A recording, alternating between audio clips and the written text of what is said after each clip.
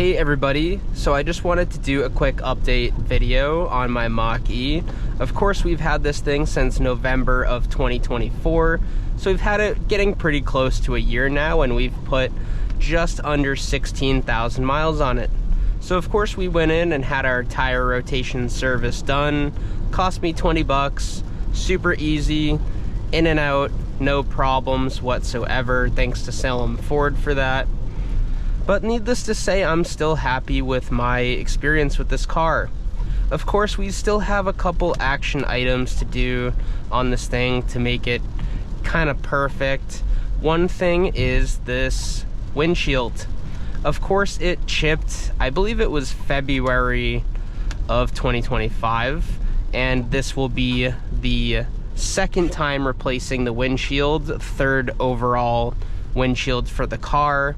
So I'm not too happy about that because it's $500 out of my pocket every time I do it, just because I do have insurance, but they don't pay the full thing, even though I have a full coverage policy.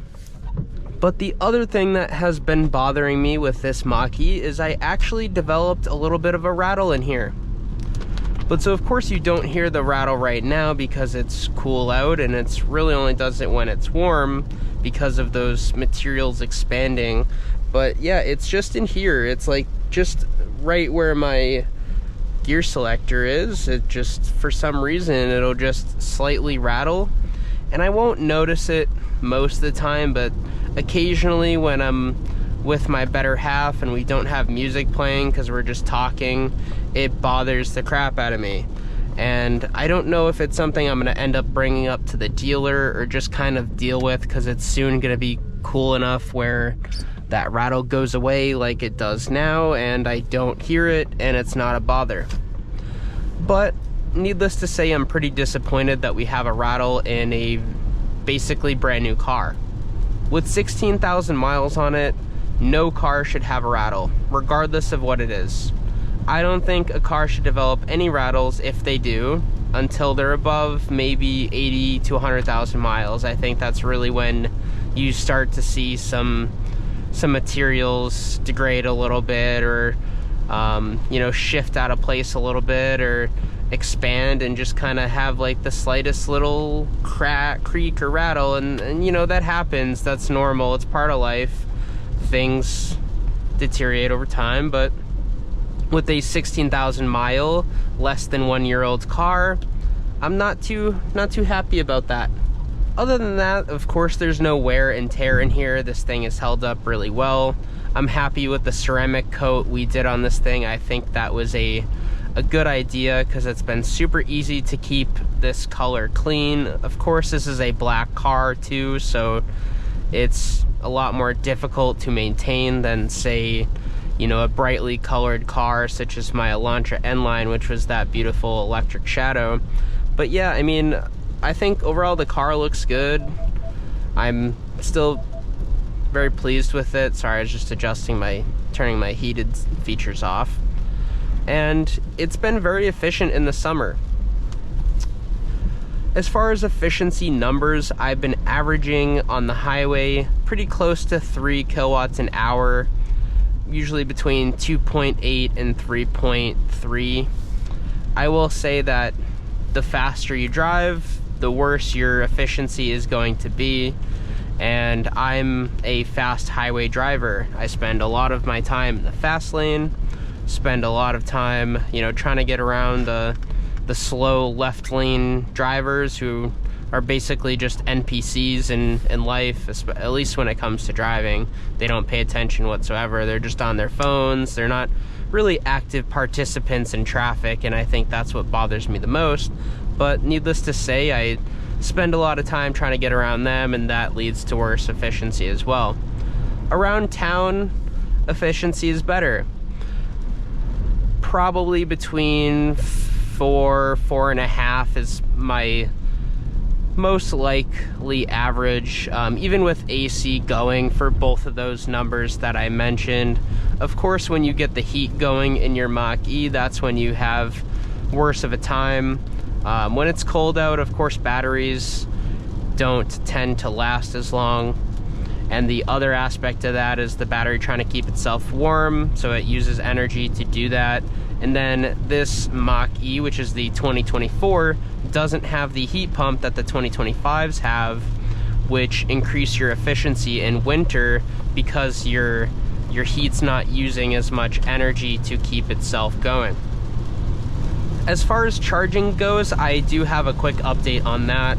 I ended up buying an adapter, which I can't remember if I spoke on that in my last video on this car, but I did buy the Tesla adapter, and I have used it a couple times now.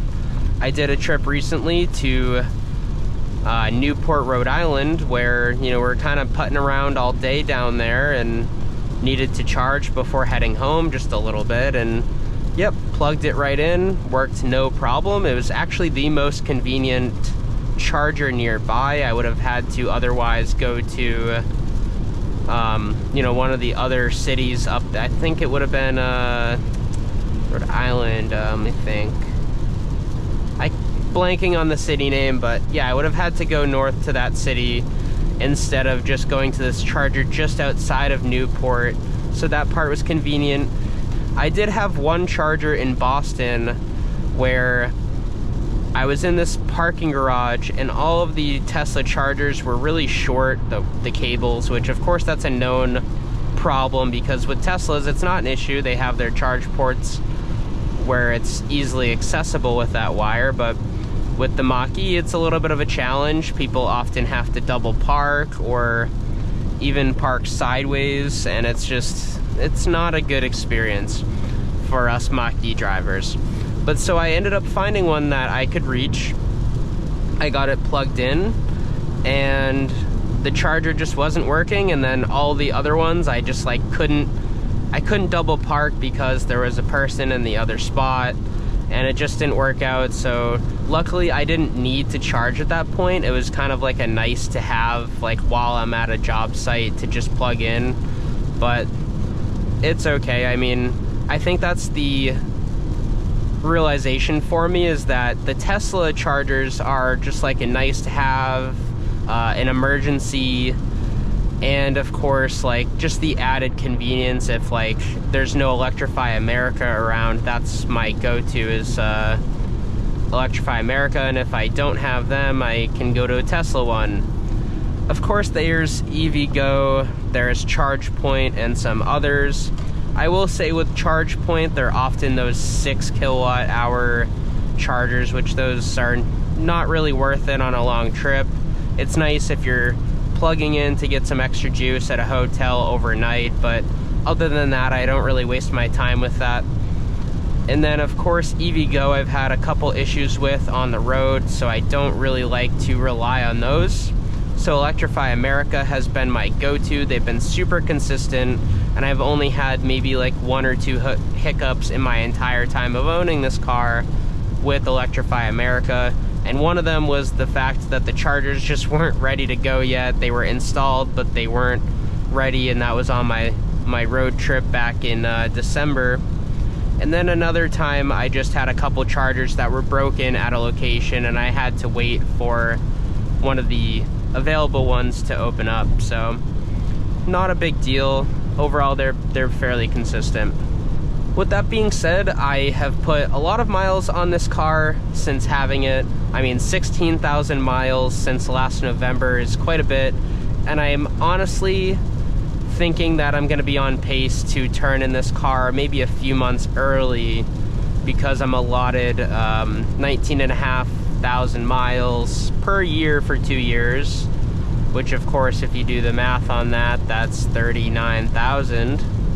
And I think I will be over that by the time November comes around, and I don't want to pay extra for the miles. So I'm still leaning towards getting another EV as a daily driver when the Mach E lease is done. I think that will be the right move for me. I just like how quiet they are, I like how convenient they are. I like the fact that you never have to worry about them warming up before you just run a few errands and come back. I mean, sometimes with my Elantra, I feel like I would like go get coffee, come back, and then I turn my car off before it's even fully warm. With the Mach E, you don't have to worry about that. I can turn the corner and just hard accelerate out of my neighborhood and have a good time and not really worry about breaking any components in that way. So that part's super nice.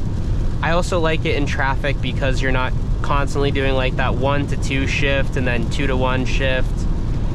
EVs are just a much more pleasant experience when you're not doing any sort of sporty driving.